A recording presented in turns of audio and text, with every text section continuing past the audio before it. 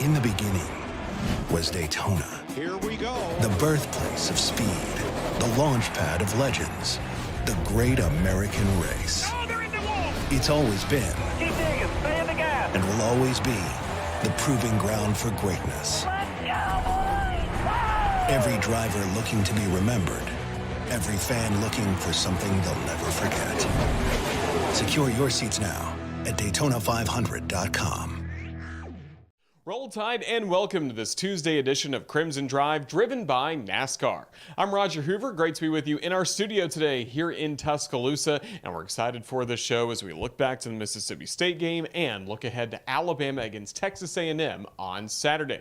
We'll go through everything coming up on the show today thanks to our friends at RJ Young. RJ Young is the official technology solutions provider of Crimson Drive. They've given us a smart board to go through everything coming up on the show, plus our headlines. First things first, we'll visit with Dallas Turner. What a great year he's having, getting sack after sack for this Alabama defense. He'll tell us about the win against Mississippi State. Look forward to this Saturday as well. We'll take a look back to Starkville with our booth cam highlights. The Royal Furniture booth cam, of course, is streaming live during every Alabama football game on the CTSN social media platforms, and you'll see all the highlights from the 40-17 win against Mississippi State. Coach's checklist, we'll hear from the head coach of the Crimson Tide, Nick Saban, as he looks ahead to Saturday's matchup with Texas A&M. Then we'll be joined by our Alabama legend of the week, Jackie Sherrill. A really fun week to catch up with Coach Sherrill because he played for Alabama and then he coached at both Texas A&M and Mississippi State right in the middle of that little stretch for the Crimson Tide. So a fun conversation with Coach Sherrill, and then we'll have Be Kind Crimson Tide Rewind as we look back to last night's episode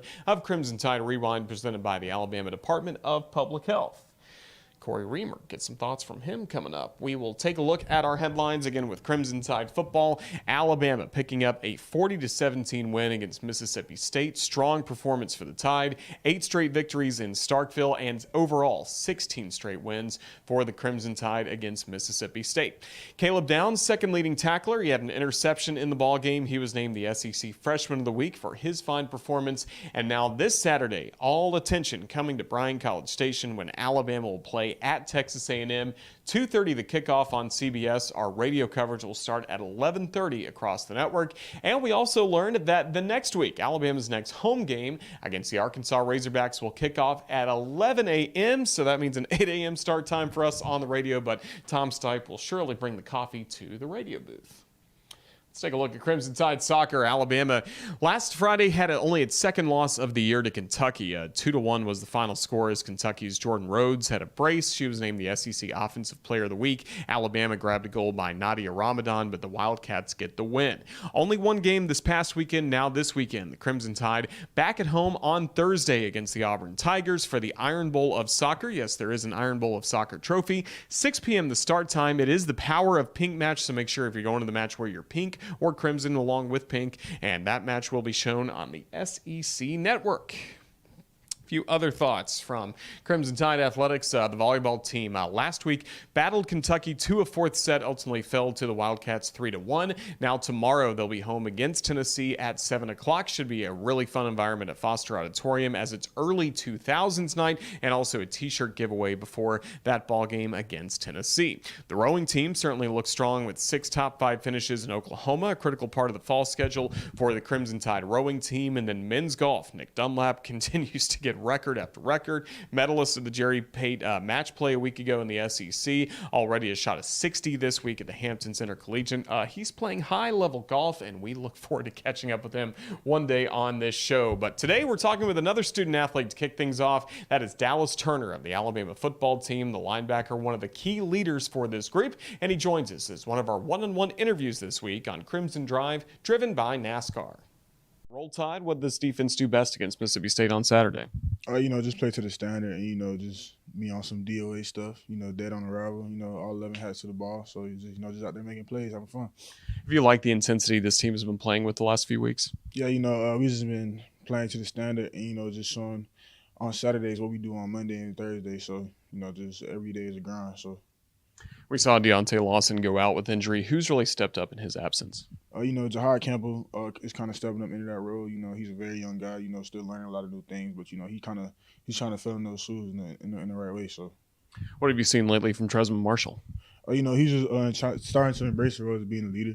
You know, with D-Law gone, he got to step up too as well. You know, but you know he's been doing very good. You know, very progressive in you know, of how he attacks the ball, and you know, just how he attacks the person running the ball as well. So. What's the challenge of playing defense on the road in the SEC? I think a lot of people always talk about it's challenging for Alabama's offense, but how about for the defense? You know, just being mentally focused. You know, you got to have a little more mental focus on the road. You know, especially in a different environment. You know, especially in loud environments as well. You know, you got to have a lot of discipline and, you know, just read your keys. What stood out to you about your experience against Texas A&M? We know they have a lot of playmakers on the offensive side of the ball. You know, Texas A&M, you know, they have a very good offense, very high-powered offense as well. You know, they actually got a player over there now that I kind of grew up in high school with and, you know, in middle school. So, you know, it's kind of going to be good to see him go against him. So get some bragging rights? Yeah. Well, as we get ready for Saturday, what's going to be most important for this defense? What's your focus going to be on Saturday? Mental focus into what our assignment, alignment, key, technique, and the execution. So, you know, just those things. Feel like leadership continues to be strong in this football team? Yeah, of course. You know, we're a very player-oriented team, so we all say that. Well, Dallas Turner, thank you so much for joining us. Best of luck in Aggies. Roll Tide. Thank you. In the beginning was Daytona. Here we go. The birthplace of speed, the launch pad of legends, the great American race. Oh, they're in the wall. It's always been, Keep digging. Stay in the gas. and will always be, the proving ground for greatness. Let's go, boys. Whoa! Every driver looking to be remembered, every fan looking for something they'll never forget. Secure your seats now at Daytona500.com.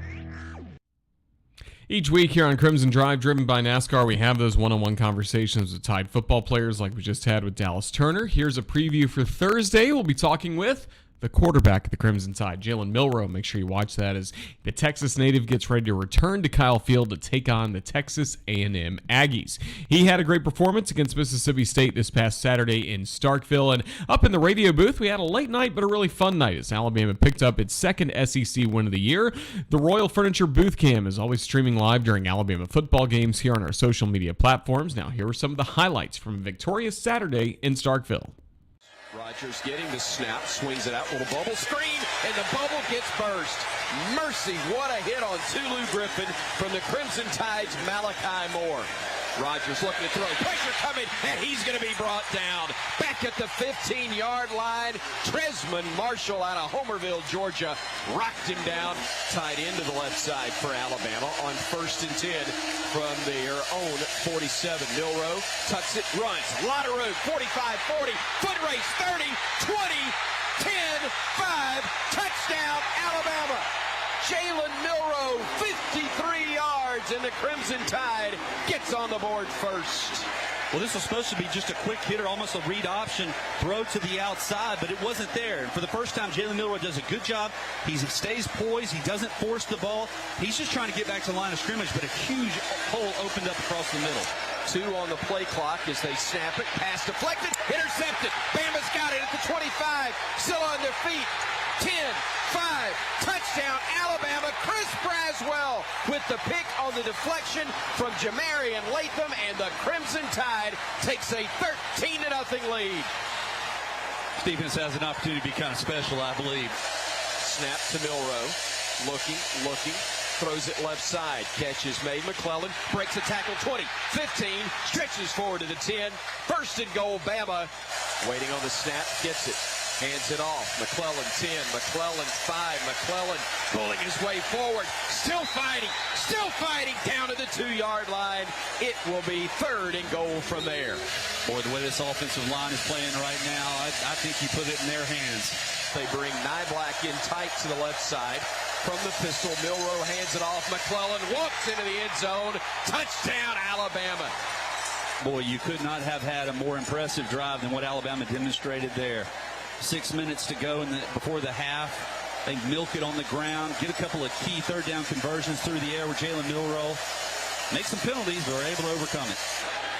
Waiting on the snap, Rogers looking, pressure coming, fires it, intercepted, picked off Alabama near the 31-yard line. Crimson Tide with a pick, Jahad Campbell with the interception, and Alabama back in business, still with a timeout left and with a football with 57 seconds remaining There's the snap. Milroe looking. Steps up in the pocket. 10. Bounces right 5. Towards the end zone. Touchdown, Alabama. Ball got knocked loose late, but he'd already crossed the goal line. Crimson Tide with the score. Jalen looking with time. He's going to run right side, or is he? He's going to throw it now. He's got a man catch. Nye Black in traffic. Brings in another one, and Alabama will move the chains again. Reichert on to try what will be a 37-yard kick. Snap and spot are good. The kick has plenty of leg, and it is up, and it is good. Single setback to the right of Rogers. Looking. He's going to go down. Dallas Turner again is there. Will Reichert trying a 34-yard field goal. Snap and spot are good. The kick with plenty of leg. It is up. And stop me if you've heard this. From Will Reichert, it's good. Now Rogers will throw it downfield. That's going to be picked off. Intercepted by Downs. His first pick in an Alabama uniform. He's forced out of bounds near the 35.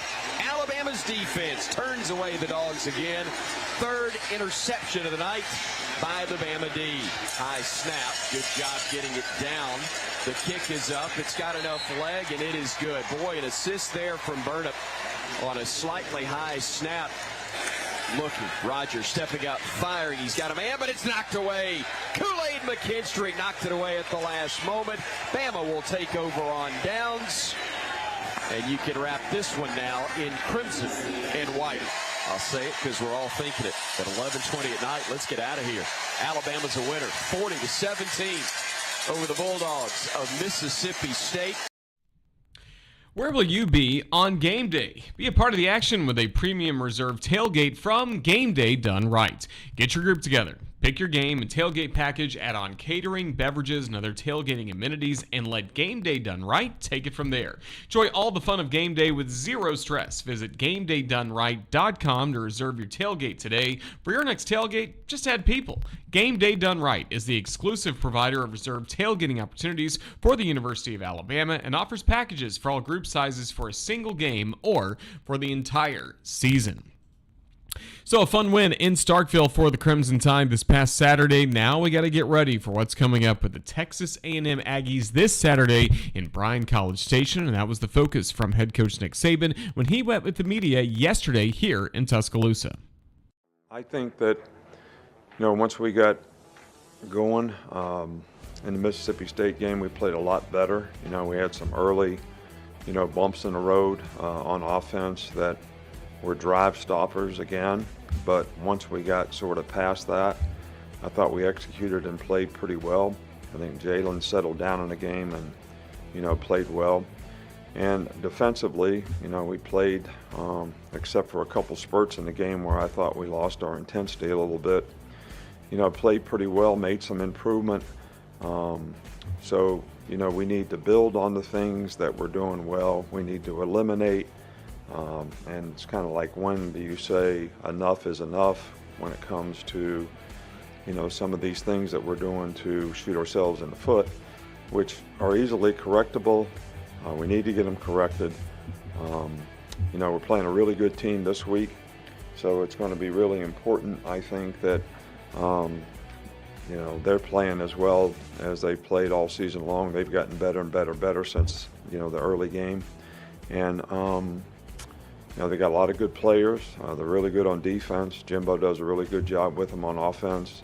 They got some really good skilled players. So it's going to be really important for us to have the kind of intensity that we need to have throughout the week in practice.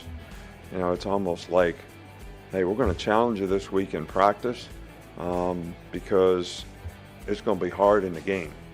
And you need to be locked in all week long, and you need to be ready for the challenge that you're going to get when you play against a good team on the road in a really tough environment. So, this team is, leading the conference in defense. They're very good up front on defense, very difficult to run the ball against, and, they score a lot of points, and, the combination of those two things make them a really, really good team. So, this is going to be a real challenge for us.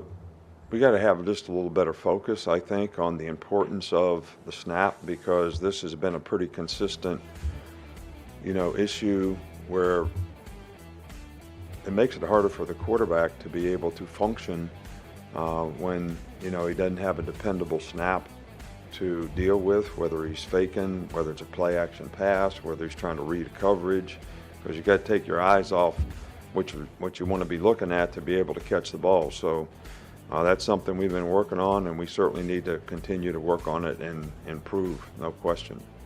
Yeah, I think Caleb was a really good player, right to start with. I think that, one of the things that freshmen especially, they kind of get the defense, they kind of learn what they're supposed to do, and then you start getting into game plans where you got to tweak those things a little bit.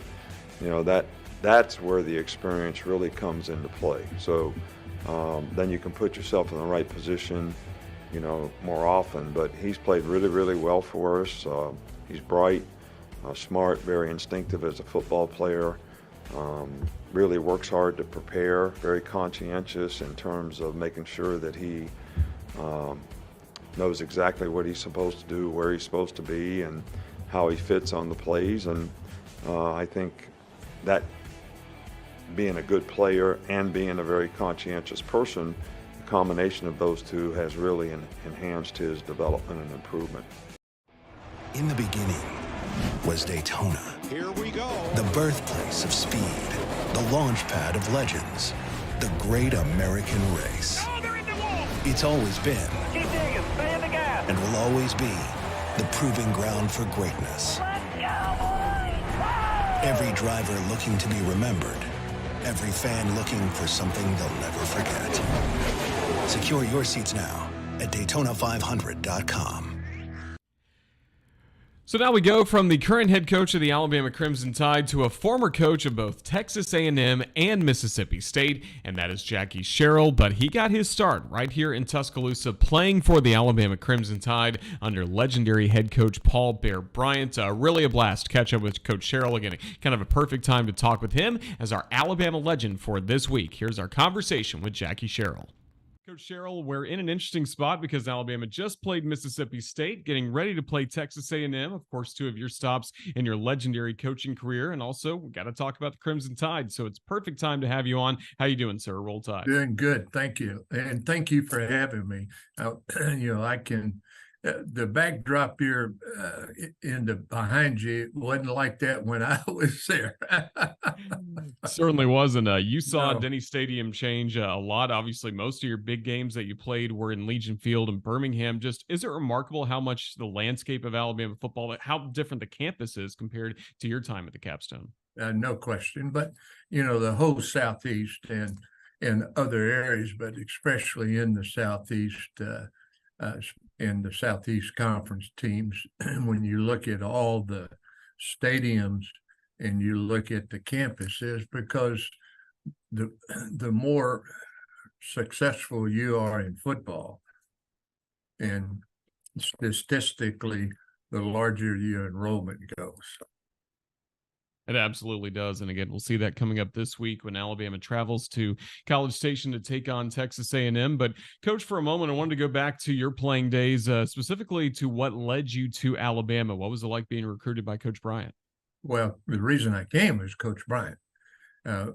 They were playing Alabama, having a great year in 1961. They were going to the Sugar Bowl to play, but Coach Bryant always either went to Mobile or went someplace before the bowl game in practice, where he had the whole team isolated and kind of prepared you for that game. And they came to Biloxi. Coach Bryant came down early to look at the facilities and see if that's where he wanted to bring the team in practice. And we visited probably for 2 hours, because we were going around to look at the locker room, the game field or the stadium. But he never asked me to come to Alabama. And he talked about the players, he talked about Alabama, he talked everything, but never was it asking me to come and play for him at Alabama. And even today, but that was completely different than all the other recruiters that I was recruiting by. So I was extremely comfortable, and it was different. And you can't,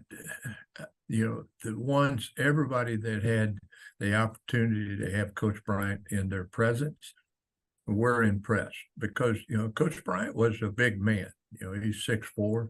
I don't know what he weighed, but he weighed at least 250, maybe a little more, but very impressive. And of course, you had to listen and listen hard when he talked because he didn't talk very loud. He certainly didn't. Did you ever have many meetings in his office with him? They have the replica of that at the Bryant Museum. And of course, we've heard stories about how that couch would just sink you in. Twice.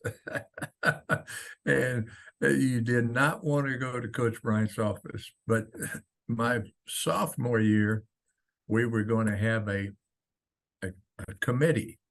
So evidently, one of the coaches, either Duffy Daugherty or McKay or one of the coaches, Coach Bryant, talked him into forming a squad committee. So he called a couple of, I think it was 2 seniors or 2 juniors, 1 sophomore. So we're in his office after the morning practice, and he said this committee was going to bring some ideas to Coach Bryant, suggestions, and for him for the team. And so I quickly raised my hand and I said, Coach, we ought to have allowed 2 class cuts. And he looked up at me and he said very quickly, we're not here to cut class.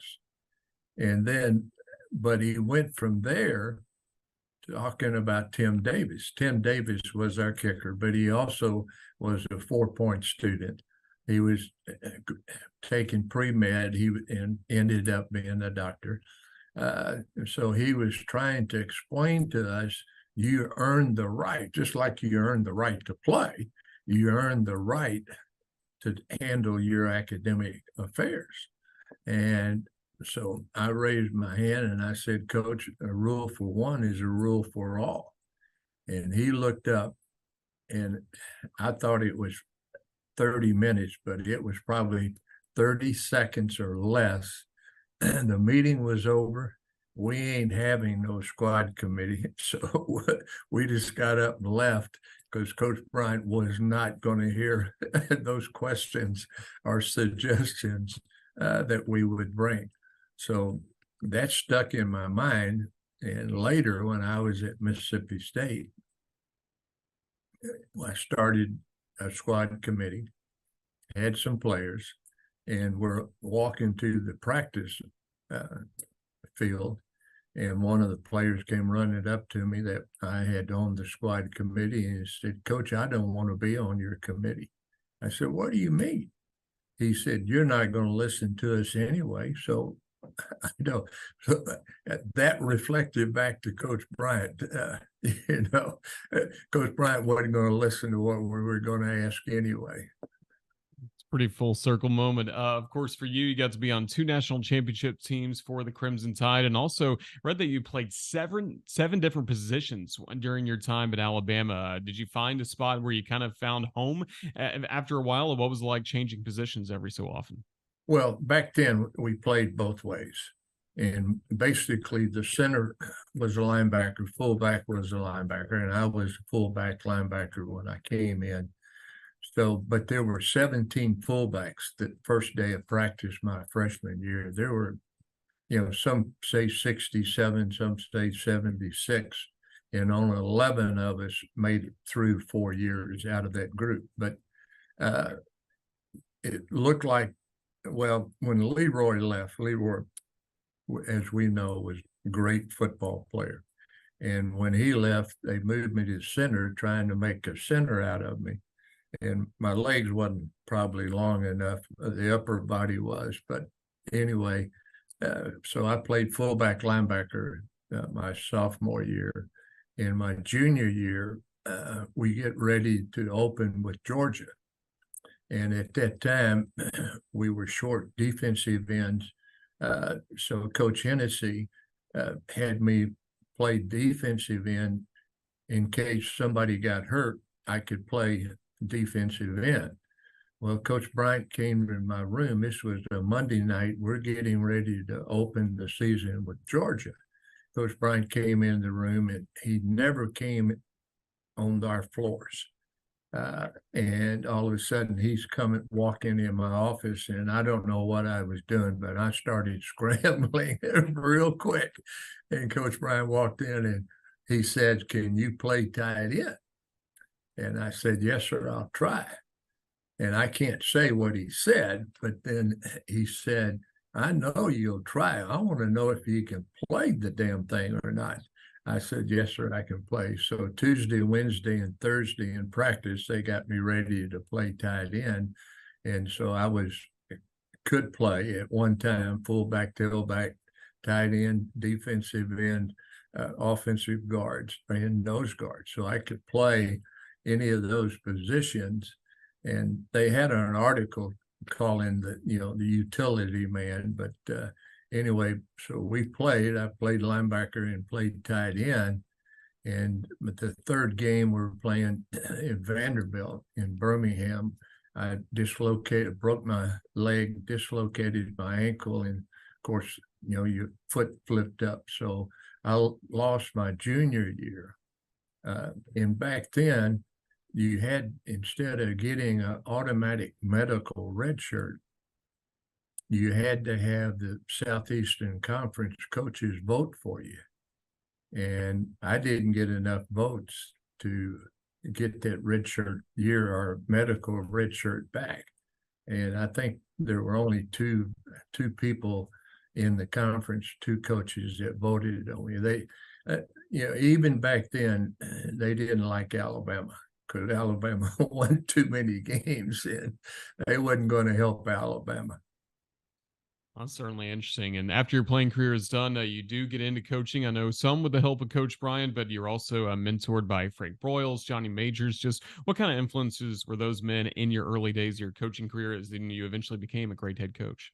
Well, I stayed at Alabama to start my master's. And Coach Bryant gave me an opportunity to be a GA. And so I was there 1 year as a GA in '66. And my roommate was Bobby Roper. He was a graduate assistant. He came in from Arkansas, was all Southwest Conference defensive end. So we were roommates, and I just said, "Well, I'll go to Arkansas and finish my master's." I don't know why I thought that or why, but anyway, I met Coach Bryant outside the coach's office, and we'll walk in, and I asked Coach, I said, "Would you call Coach Broyles for me?" And he looked at me and he says, "Do they have a job?" I said, "No, sir, I'm going there as a GA." That did not make him very happy that I was leaving Alabama to go to Arkansas to be a GA. But he walked in and told Coach Bailey, he says, "Coach," he called him Sam, but he told Coach Bailey to call Coach Broyles to hire me.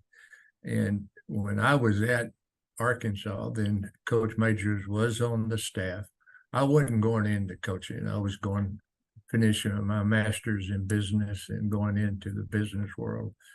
And Coach Majors got the job at Iowa State, and he took me to Iowa State. And I had the opportunity, because I was hired, my first job coaching, other than being a GA at Alabama and Arkansas, was being the B team coach. Back then, you had a B team that played 4 games. And then my first year as a coach, I was the B team. The second year, I was a linebacker coach. My third year, I was the defensive coordinator. And the fourth year, I was assistant head coach, defensive coordinator. So Coach Majors pushed me up real quick in the coaching profession and ranks. But I had an opportunity to go to Oregon as a defensive coordinator. And I called Coach Bryant. I said, "Coach, I want to be a head coach. Is it better for me to come out of Iowa State or come out of Oregon?" Well, he couldn't answer that. So all of a sudden, I know that he called Coach McKay at Southern Cal. Coach McKay actually played at Oregon. And Coach Majors, in the meantime, I was talking to Coach Majors about maybe going to Oregon, and he was recruiting real hard. And so I made a decision to stay at Iowa State. I called Coach Bryant the next morning, and I said, Coach, I'm staying here.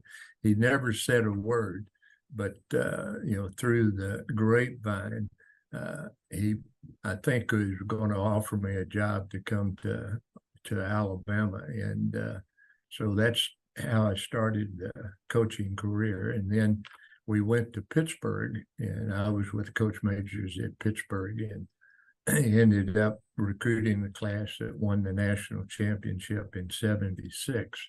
I go to Washington State for 1 year as the head coach, and then came back to Pitt when Coach Majors left, and went to Tennessee. And then 5 years later, I had the opportunity to go to Texas A&M as the AD and head coach. And at that time, there was only one, and that was Coach Bryant. That was the head coach AD in college football. Well, to make it full circle as we start to wrap things up, you also got to coach against Coach Saban, who, of course, leads Crimson Tide now. You coached against Coach Saban when he was at LSU. What's always impressed you about him and the way he gets his teams ready to go for each and every game?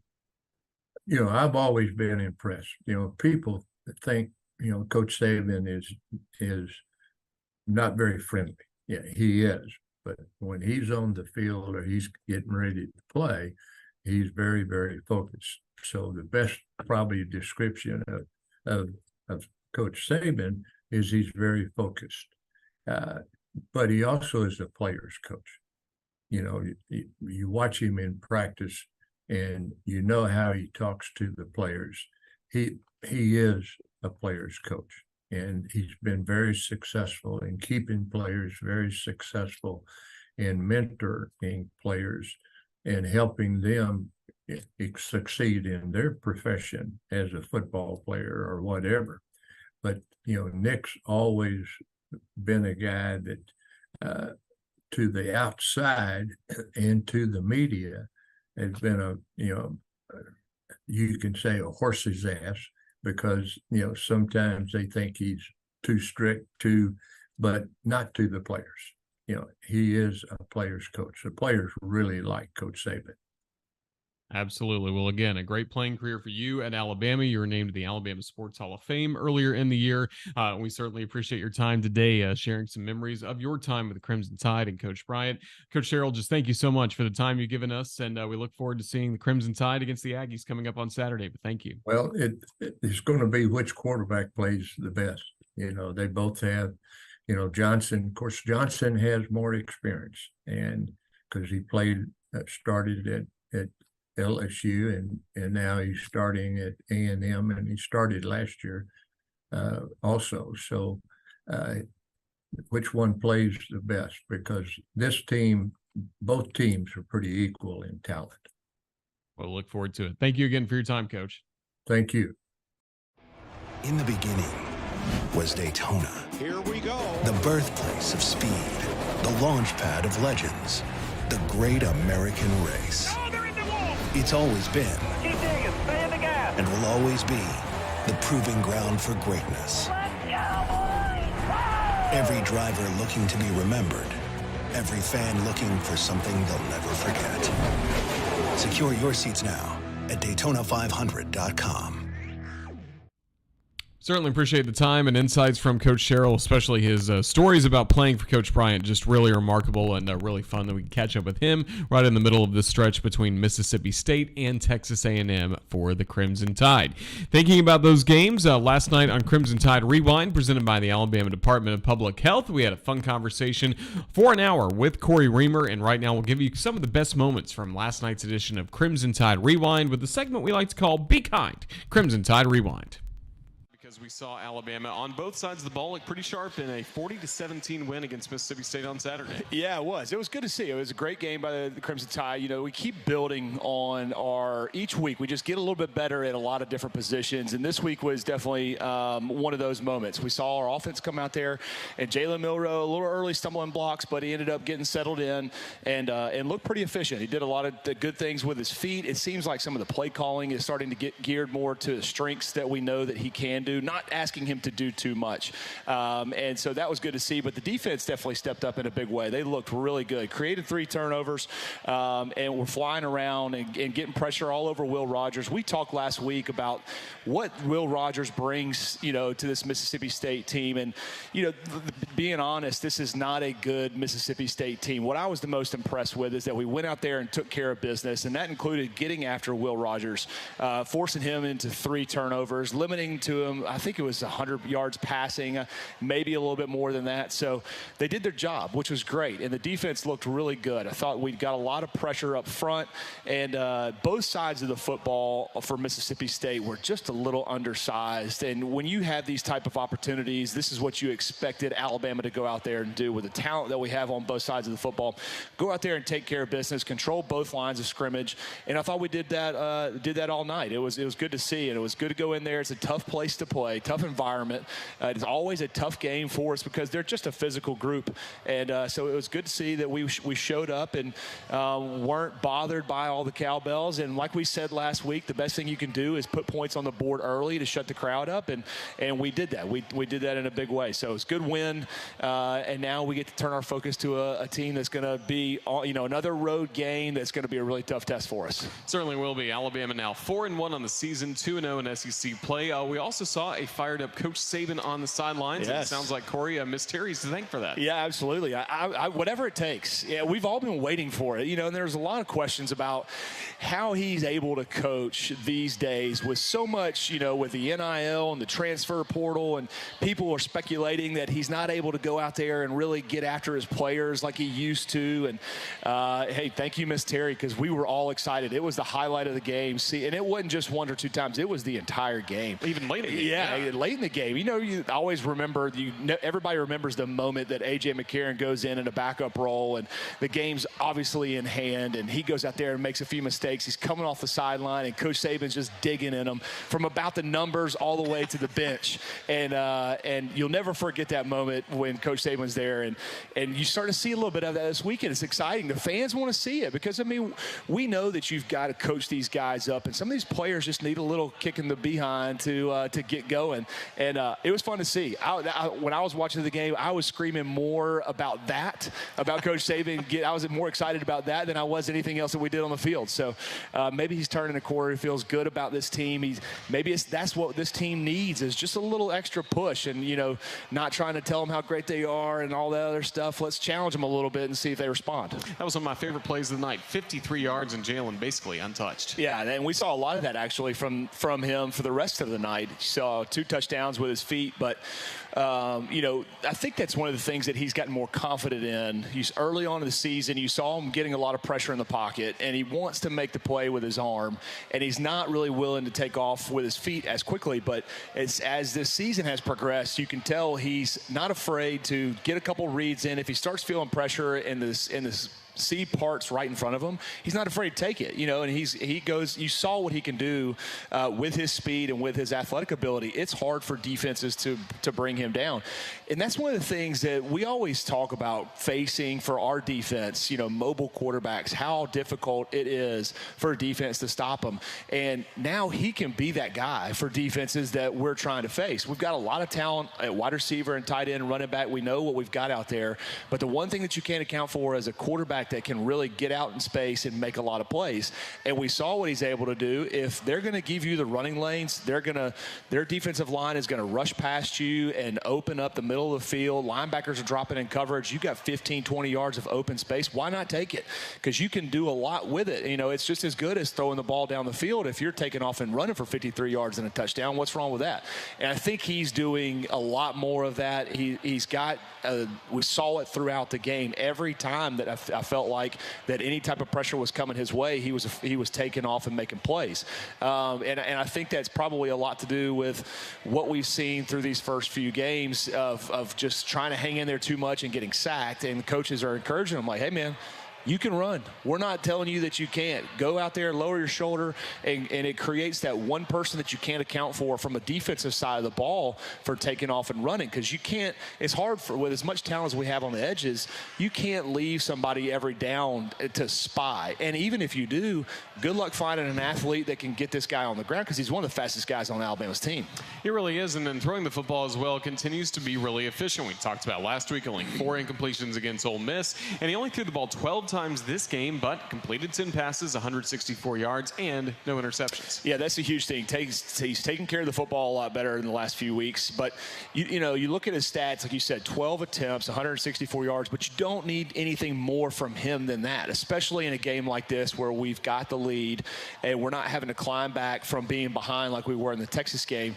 And you go out there and you just make good decisions. Don't try to force the football into tight windows when we don't need it to happen. You've got a really good run game behind you. I think we had close to 200 yards rushing, but 10, 12 attempts from a guy like this reminds me of teams, from Coach Saban's early years, when you're not asking the quarterback to go out there and be the game changer. You don't need somebody that's out there throwing for 300 yards to win these ball games, because you got a great combination of a defense. You've got a good running game to support you. You go out there and you be, like you said, efficient, and that's what he was. We'll take 10 or 12 for 164 every single week with no turnovers when you've got everybody else around you playing extremely well.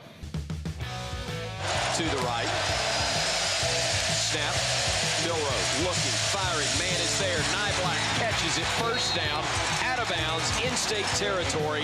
Stopping the clock with 3:27 to go in the half.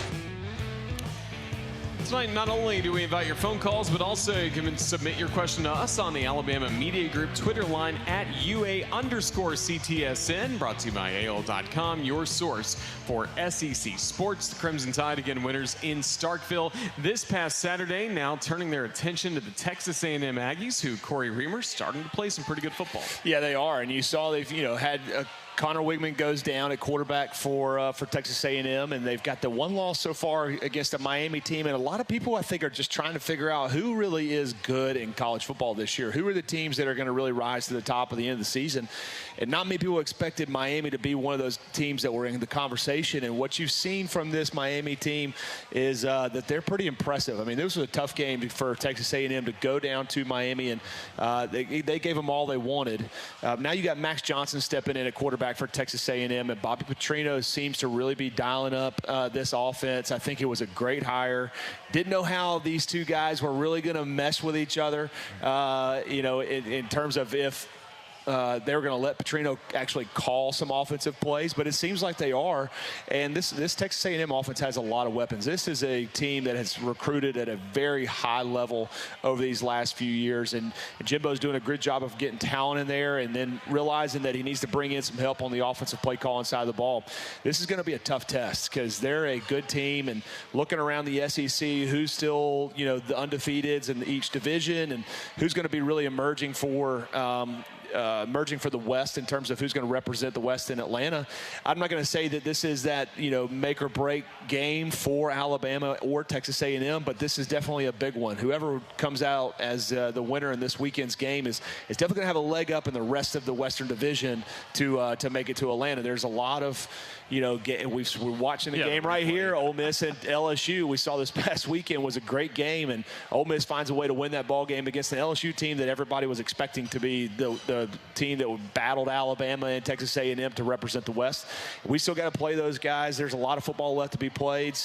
And we've seen how this has all worked out. A lot of teams with losses that we were really not expecting to have losses in this conference. So it's going to be a good test for us this weekend to see what we're really made of. We're going to know a lot more about this Alabama football team team come next week. Yeah, that's certainly a tough one for LSU because at the same time, kind of like our Tennessee game last year, you love what the offense was able to do. Yep. The defensive side of the ball giving up over 50 points, very frustrating. Yeah, and I just don't think you expected that from you never expect that from an LSU team. They're always historically known, like Alabama, as being those defensive juggernauts. Those guys go out there and get stops, and they don't give up points at that kind of a clip. But you got to give a lot of credit to Lane Kiffin. I mean, after he comes to Tuscaloosa, it's his kind of a Super Bowl game. You always wonder, how, saw him last season. He loses 5 straight after losing to Alabama at home. How is Ole Miss going to bounce back after that loss against Alabama last week?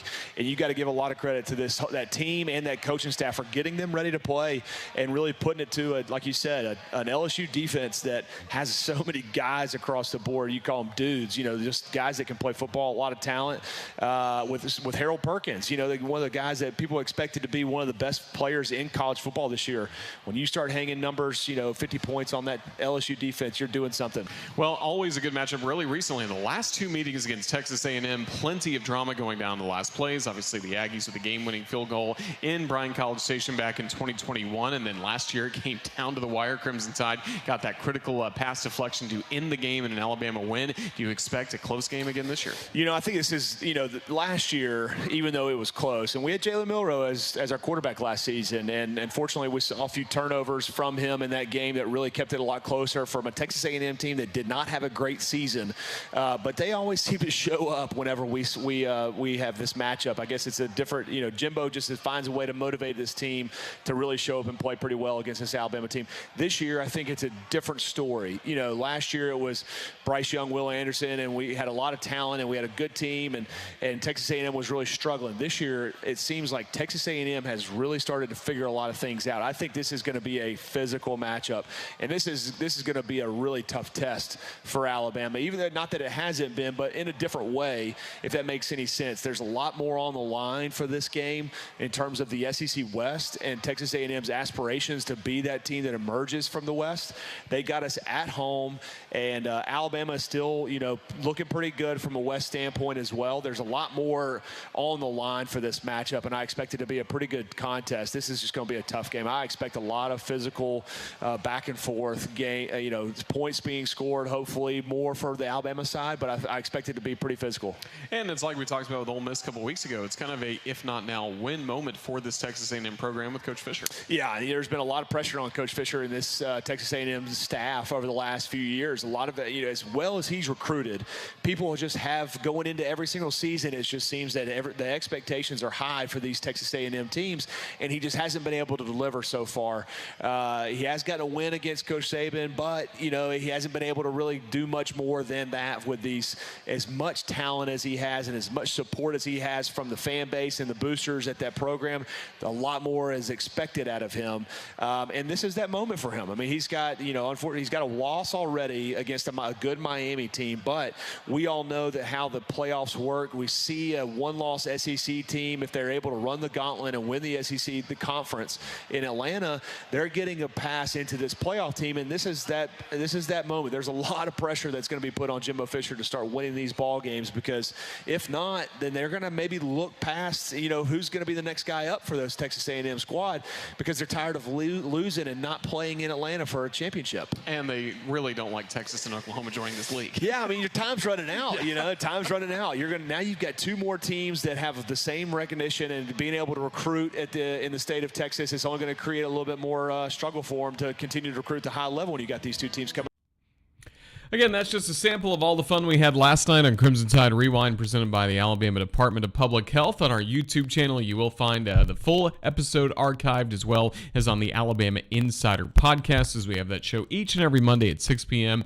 Baumhauer's Victory Grill in Vestavia Hills. That was the show that really kick-started our week of programming here on the Crimson Tide Sports Network. It's now time to take a look at what else is coming up on the network, and it's always thanks to our friends at Wickles Pickles. They are wickedly delicious. We always have the relish and the pickle chips with us on set here in the Tuscaloosa studio. You can find more at wicklespickles.com. Let's take a look at what's coming up on the Crimson Tide Sports Network.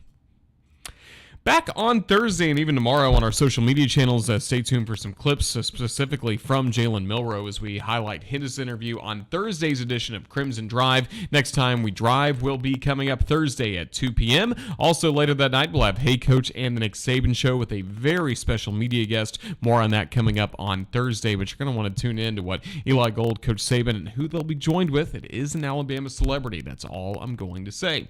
Tide TV this week hosted by another Alabama celebrity in Kenzie Hughes, so look forward to that on the Alabama Athletics YouTube channel and our TV affiliates across the state. Friday, we'll have that game preview, kind of taking the best of our interviews from the week and have that for you on YouTube and Instagram. Then on Saturday, it's time for football down in Aggieland. Alabama against Texas A&M. 2:30 will be the start time. Our radio coverage will begin at 11:30 a.m. from Kyle Field.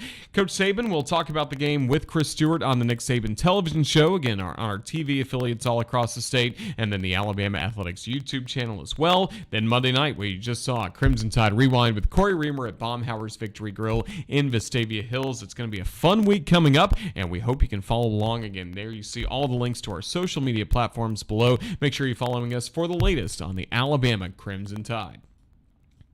That is going to wrap up this busy edition of Crimson Drive driven by NASCAR. Huge thank you to our guest today, Dallas Turner from the Alabama football team, and then Crimson Tide legend Jackie Sherrill. Really fun conversation with him, as well as Corey Reamer with last night's edition of Crimson Tide Rewind. A busy start to the week. It's going to be busy again on Thursday. Make sure you're with us for Crimson Drive driven by NASCAR, again streaming at 2 p.m. right back here on the Crimson Tide Sports Network. Thanks to Ethan Carabin, our video producer, putting the show together, and thanks to all of you for watching. Till Thursday, have a safe rest of your week and roll Tide.